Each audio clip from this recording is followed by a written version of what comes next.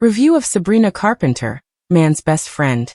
Smut and breathtaking craftsmanship from pop's finest in show.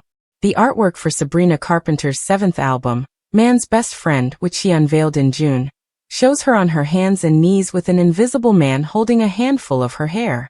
It sparked an immediate online uproar, especially among Carpenter's younger fans who weren't on Tumblr in 2015, or who weren't aware of the way the Sun newspaper covered Madonna on a daily basis in the 1990s and 2000s.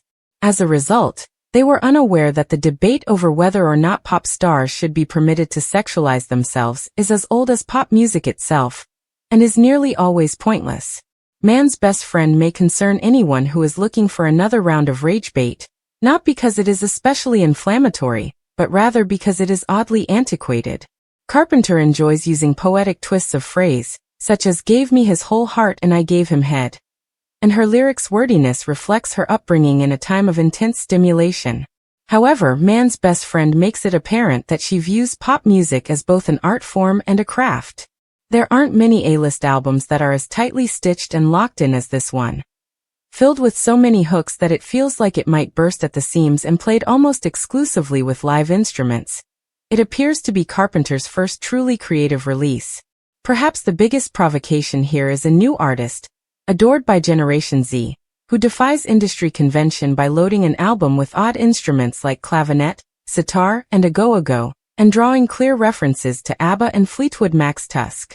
Carpenter is currently well known for hits like Espresso and Nonsense, which mostly succeeded thanks to strong hooks and clever humor.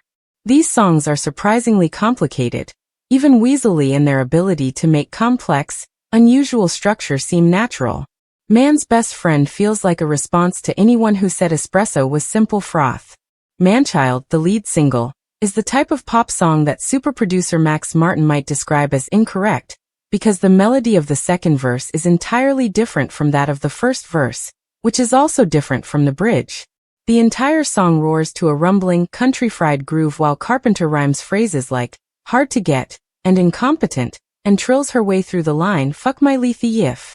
Although Carpenter's compositions have always been more intelligent than she is given credit for, Manchild's structure and stickiness are incredible. Additionally, it's a tune that calls for attentive attention.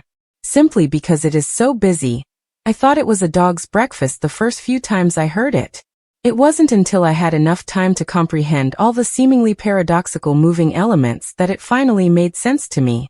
The same is true of House Tour, which takes the everyday genius of Diana Ross's It's My House to its logical conclusion with the line, the couch is really comfy, got some chips ahoy if you're hungry?